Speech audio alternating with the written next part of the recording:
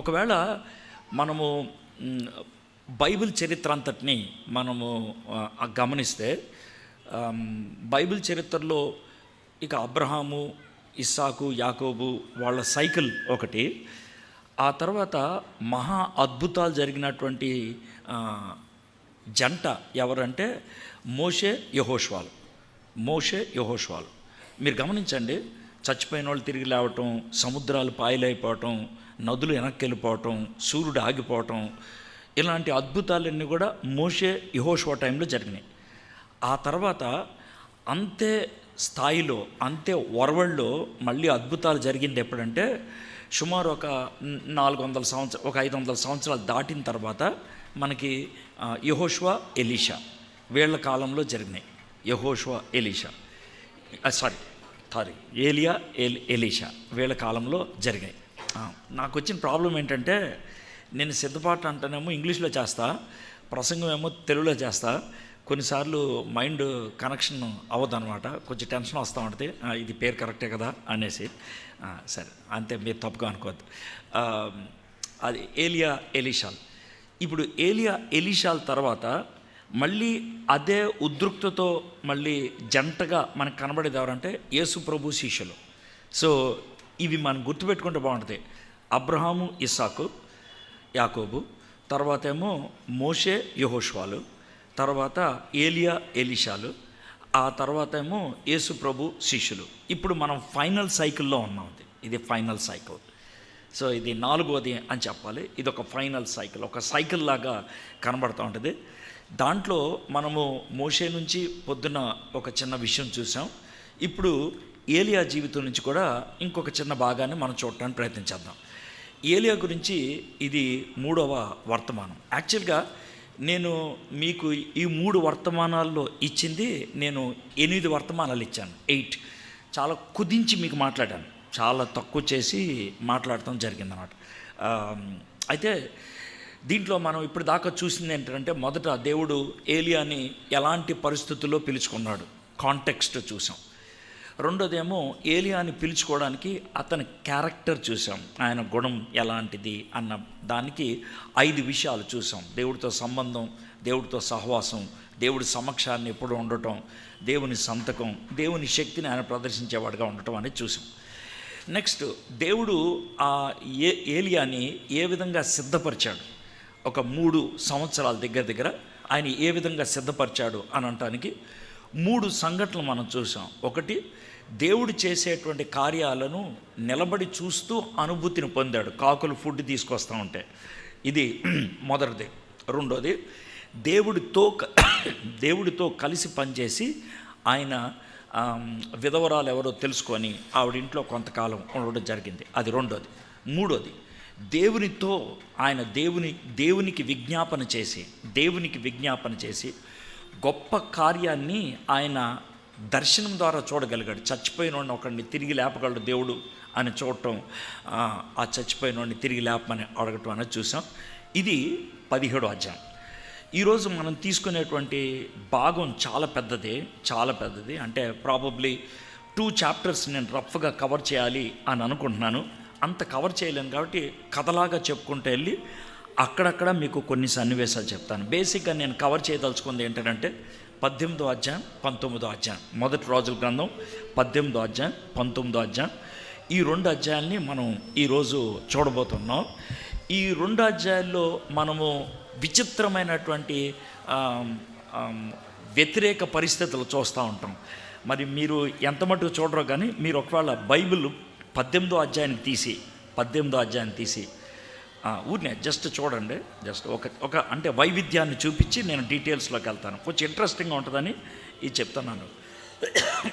మీ బైబిల్లో అలా ఉందో లేదో నాకు తెలియదు, మరి నా బైబిల్ అయితే అలా ఉంది, అందుకని చూస్తున్నాను. 18వ అధ్యాయం 36, 37 వచనాలు ఒక ప్రార్థన. 36, 37 వచనాలు ఒక ప్రార్థన. ఓకే, మీరు అదేవిధంగా 18వ అధ్యాయంలో కొంచెం 19వ అధ్యాయంలోకి వస్తే 4-5 వచనాలు ఒక ప్రార్థన. 4-5 వచనాలు ఒక ప్రార్థన. నా బైబిల్లో అయితే ఈ 2 ప్రార్థనలు ఈ పక్కనోటి వచ్చాయి. మరి మీ బైబిల్లో ఎలా ఉన్నో తెలియదు కానీ సేమా? సూపర్. ఈ 2 ప్రార్థనలు ఎవడైనా ఒకదాని తర్వాత ఒకటి చదివితే కనుక అడిగే ప్రశ్న ఏంటంటే, ఈ 2 ప్రార్థనలు ఒకడే చేశాడా? ఈ 2 ప్రార్థనలు ఒకడే చేశాడా? ఈ ప్రార్థనకి ఆ ప్రార్థనకి గ్యాప్ ఎంత అని ఆలోచిస్తే, నేను బాగా పరిశీలన చేసి స్కాలర్స్ వాళ్ళు చెప్తే 36 గంటలు, 36 అవర్స్లో ఆయన 18వ అధ్యాయం 36వ వచనంలో చేసిన ప్రార్థన నుంచి 19వ అధ్యాయం 5వ వచనం ప్రార్థనకు వచ్చింది. అర్థమైందా? అంటే మన లైఫ్లో పొద్దున్న మనము చాలా దేవుని యొక్క సన్నిధిని అనుభవించి మధ్యాహ్నం కుప్పకూయలే పరిస్థితి రావచ్చు, సాయంకాలం ఏడ్చుకునే పరిస్థితి రావచ్చు. అంటే నేను అనేది యాక్సిడెంట్ అవుతుందనో జబ్బు వస్తుందో అని కాదు. మన యొక్క మనోస్థితి, ఆత్మీయ స్థితి కూడా అంత వేవరింగ్ ఉండటానికి అవకాశం ఉందని ఏలియా జీవితాన్ని బట్టి మనకు అర్థమవుతుంది. సరే, ఊరిని జస్ట్ ఇంట్రడక్షన్ కోసం చెప్పాను. ఈ 2 ప్రార్థనలు కనుక మనం మనసులో పెట్టుకుంటే యాకోబు గారు చెప్పినటువంటి మాట మనకు బాగా అర్థమైపోద్ది. ఏమన్నాడు తెలుసా? ఏలియా మన వంటివాడే. మనం కూడా అంతే కదా, ఏలియా వంటి వాళ్ళమే. పొద్దున చాలా హుషారుగా ఉంటాం, దేవుడు అన్నీ ఇచ్చాడని. మధ్యాహ్నం ఏమన్నా ఇబ్బంది వస్తే కనుక పచ్చిబూతులు తిట్టేసి వెళ్ళిపోతాం. ఇది మనకున్నటువంటి తత్వం. దేవుడిని ప్రశ్నిస్తాం, దేవుడు ఎక్కడున్నాడని అడుగుతాం. సేమ్ ఏలియా కూడా అలాంటి అంటే వేవరింగ్, చంచల తత్వం అనేదాన్ని మనం ఏలియా జీవితంలో చూడగలుగుతాం. రైట్, 18వ అధ్యాయం మొదటి వచనం నుంచి మనం చూద్దాం. అనేక దినములైన తర్వాత 3వ సంవత్సరం ముందు యెహోవాకు ఏలియాకు ప్రత్యక్షమై, నేను భూమి మీద వర్షం కురిపించబోచున్నాను, నువ్వు వెళ్ళి ఆహాబును దర్శించమని అతనితో చెప్పాను.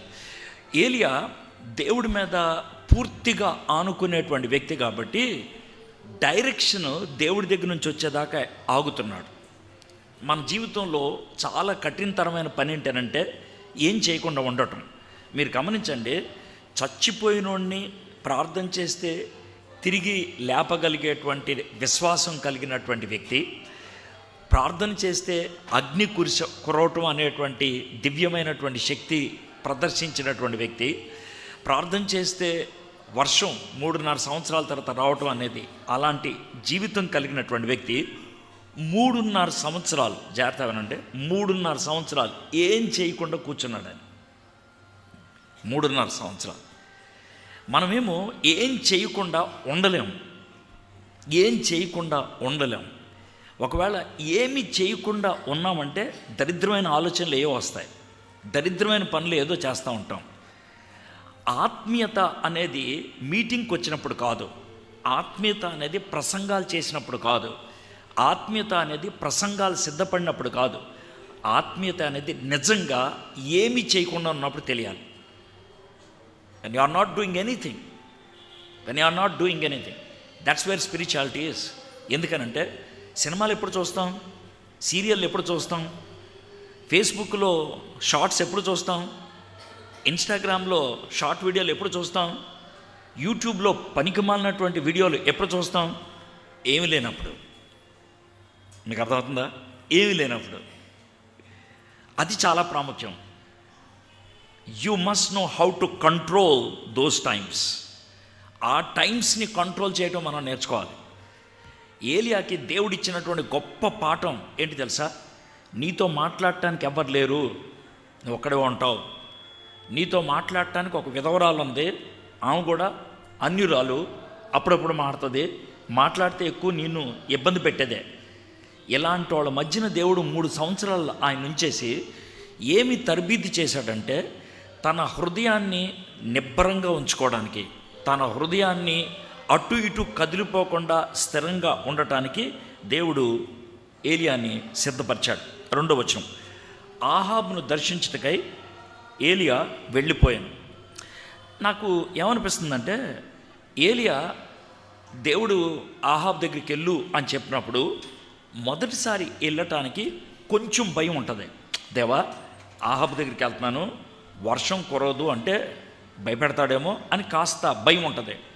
కానీ వర్షం లేదని, ఏలియా కోసం నిఘా వేశాడని, ఏలియా కోసం ఎక్కడ పడితే అక్కడ ఎత్తుతున్నాడని, ఏలియాని వాంటెడ్ లిస్టులో పెట్టాడని, ఏలియా కనబడితే కాల్చి చంపేమని ఆయన ఆజ్ఞ ఇచ్చాడని, ఇవన్నీ తెలిసిన తర్వాత దేవుడు ఏలియా, నువ్వు ఆహాబును కలవంటే ఏం మాట్లాడుతున్నావు నువ్వు? ఇది తనలో రావాల్సిన రియాక్షన్. వాడు కనబడితే అసలు నన్ను నోరు కూడా తినకూడదు తెలుసా, కనబడితే నోరు కూడా తినేయడు, అలా ఉంటుంది అన్నవాడు పరిస్థితి. కానీ ఎంత విశ్వాసం ఉంటే అలాంటి శత్రువు దగ్గరికి వెళ్ళి మాట్లాడటానికి ఆయన పూనుకున్నాడు.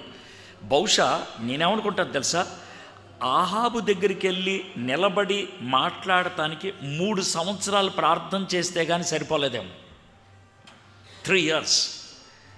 దేవుడు కొన్నిసార్లు మనకి ఏమి పని లేకుండా ఎందుకు చేస్తాడంటే, ఆ గ్యాప్లో మనం సిద్ధపడితే గొప్ప పనిని మనం చేయడానికి దేవుడు మనల్ని సిద్ధపరుస్తున్నాడని అర్థం. సో గ్యాప్ని, ప్రభా నాకు ఏ పని లేదు అని మీరు అనొద్దు, ఏ పని లేదు అని. బైబిల్లో కొంతమంది వ్యక్తులు ఇలా వ్యవహరిస్తే చరిత్రలో జరిగేటువంటి విషయాలు కనుక మీరు వింటే పిచ్చెక్కొద్ది. అదోనీరామ్ జడ్సన్ పేరున్నారు లేదు నాకు తెలీదు. అదోనీరామ్ జడ్సన్, అప్పట్లో దాన్ని బర్మా అనేవాళ్ళు, ఇప్పుడు దాన్ని మియాన్మార్ అంటారు. ఆ బర్మా ప్రాంతానికి పరిచయం చేయడానికి వెళ్ళాడు ఆయన బర్మా ప్రాంతంలో 14 ఏళ్ళు పరిచయం చేశాడు. 14 ఏళ్ళు. ఈ 14 ఏళ్ల పరిచర్యలో తన కంటితో మారు మనసు పొందినటువంటి వ్యక్తిని చూడటానికి ఆయన నోచుకోలేకపోయాడు ఆయన. అందుకని ఆయన వేస్ట్ గాడు అంటావా? అనలేం. ఎందుకనంటే ఒక దేశానికి, ఒక భాషకి ఆయన బైబిల్ని తర్జుమా చేసి ఇచ్చేశాడు. ఇర్మియా 40 సంవత్సరాలు పరిచయం చేశాడు. ఒక్క రిజల్ట్ చూడలేదు ఆయన. ఒక్కళ్ళు మారు మనసు చూడలేదు. ఒక్కళ్ళు ఇర్మియా గారు మీరు చెప్పేది మేము నమ్ముతున్నాం అని ఒక్కళ్ళు చెప్పడం చూడలేదు ఆయన. కానీ 40 సంవత్సరాలు అంటే ఆయన చేయమన్నాడు చేస్తానంతే, ఆయన వెళ్ళమన్నాడు వెళ్తానంతే. మన మోటివేషన్ ఆయన ఇచ్చినటువంటి ఆజ్ఞ మీద ఉండాలి కానీ రిజల్ట్ మీద ఉండకూడదు. నేను ఎందుకు చెప్తానంటే, జనం ఎక్కువైతే కొంతమంది ప్రసంగం ఊపెక్కువ వద్ది. ఎందుకంటే జనాన్ని చూస్తే వచ్చే మోటివేషన్ అది ఉండకూడదు. ప్రజలను చూస్తే మన ప్రార్థన మారిపోతుంది. మీలో చాలామంది ఆ టైప్ ఉంటారు. ఇప్పుడు కొంతమంది ఆరాధన టైంలో ప్రార్థన చేశారే, కళ్ళం నీళ్ళు వచ్చేస్తూ, నేను మిమ్మల్ని వెక్కిరించి మాట్లాడలేదు. I'm sorry, I'm not trying to be sarcastic, I'm very serious. ఒకవేళ నేను చెప్పేదానికి విరుద్ధంగా మీరుంటే ప్రైజ్ ద లార్డ్. ఏంటనంటే, కొంతమంది పబ్లిక్గా ఇలా ప్రార్థన చేసే వాళ్ళ యొక్క ప్రేయర్ లైఫ్ ప్రైవేట్గా అలా ఉండదు. ఒకవేళ ఉంటే ప్రైజ్ ద లార్డ్, ఉండకపోతే కనుక ఆలోచించుకోండి. దేవుడు నీ యొక్క పబ్లిక్ ప్రేయర్ లైఫ్ గురించి పెద్ద లెక్క అడగడం. ఎందుకంటే అందరికీ తెలుసుదిగా, ప్రైవేట్ ప్రేయర్ లైఫ్ గురించి అడుగుతాడు ఆయన. ఏలియాని ప్రైవేట్ లైఫ్ని ఆర్డర్ చేశాడు దేవుడు. 3.5 సంవత్సరాలు ప్రైవేట్ లైఫ్ని ఆర్డర్ చేశాడు. నా ప్రైవేట్ లైఫ్ అంటే ఎవరికీ కనబడినటువంటి లైఫ్, ఎవరికీ తెలియనటువంటి లైఫ్, ఎవరు తొంగి చూడలేనటువంటి లైఫ్, దాన్ని ఆర్గనైజ్ చేసుకోవడం నేర్చుకోవాలా. ఏలియాకి 3.5 సంవత్సరాలు పట్టింది. 3 సంవత్సరాలు. ఈ 3 సంవత్సరాల్లో దేవుడు వర్కౌట్ చేసుకుంటూ వచ్చాడు. ఏలియా, నీ ప్రైవేట్ లైఫ్ సెట్ అయిందా? ఎక్కడ అర్థమవుతుంది తెలుసా? ఒకడు చచ్చిపోతే నీకు కొంచెం డిప్రెషన్ వచ్చింది, కోపం వచ్చింది, కానీ వెంటనే తమాయించుకొని ప్రార్థన చేసి దమ్ము పెట్టుకొని అడిగావు, ఏంటి బతికిచ్చు అని. నాకు అది నచ్చింది. You have grown up. నువ్వు ఎదిగావు, నీ ప్రైవేట్ లైఫ్ని ఆర్డర్ చేసుకోగలిగావు. నాకు అర్థమవుతుంది. అది చెప్పిన తర్వాత 18వ అధ్యాయం 3-4 వచనాలు. ఆహాబు తన గృహ నిర్వాహకుడగు ఓబద్యాను పిలిపించెను. ఓబద్యా యెహోవా యందు భయభక్తులు గలవాడై యెజెబెలు యెహోవా ప్రవక్తలను నిర్మూలం చేయుచుండగా గుహలో 50 మందిని 100 దాచి అన్నపానములిచ్చి వారిని పోషించెను. బై ఓబద్యా మనకి ప్రవక్త అయినటువంటి ఓబద్యా ఉన్నాడే, ఆయన కాదు. పేరు ఒకటే, ఆయన కాదు. అర్థం? ఆయన టైంకి ఈయన టైంకి చాలా గ్యాప్ ఉన్నది. ఈ ఓబద్యా వేరు. చాలామంది పండితులు చెప్పేది ఏంటంటే, ఓబద్యా ఫుడ్ ఇన్ఛార్జ్. ఎవరికి?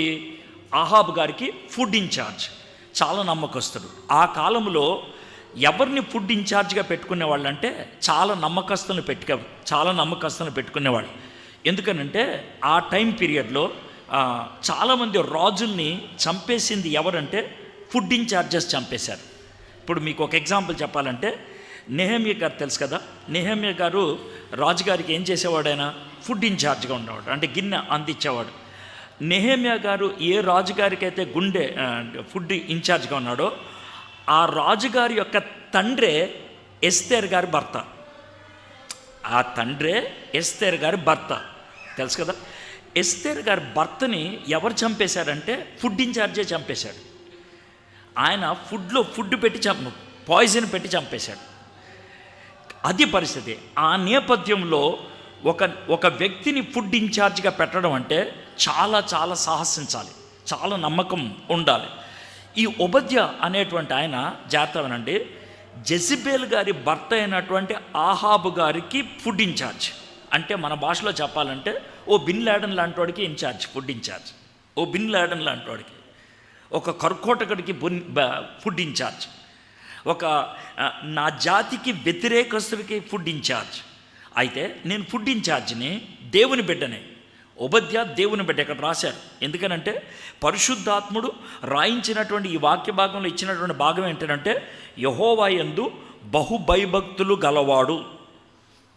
ఈయన ఒక ఉద్యోగస్తుడు, జాగ్రత్త వినండి. ఈయన ఒక ఉద్యోగస్తుడు. ఈయన పాస్టర్ గారు కాదు, గాడ్ సర్వెంట్ కాదు, ప్రవక్త కాదు, ఒక ఫుడ్ ఇన్ఛార్జ్, ఒక వ్యక్తి, ఒక సాధారణ వ్యక్తి. ఆయన ఉద్యోగం చేసుకునేటువంటి వాడు, కానీ యెహోవా యందు భయభక్తులు గలవాడు. అయితే అతను ఏం చేశాడంటే, యెహోవా యందు భయభక్తులు ఉంది కాబట్టి యెజబెలు ప్రవక్తల్ని చంపేసుకుంటూ వెళ్ళిపోతుంది. ఆమెకున్నటువంటి 850 మంది బయలుదేవత అష్టరోతు ప్రవక్తల ద్వారా.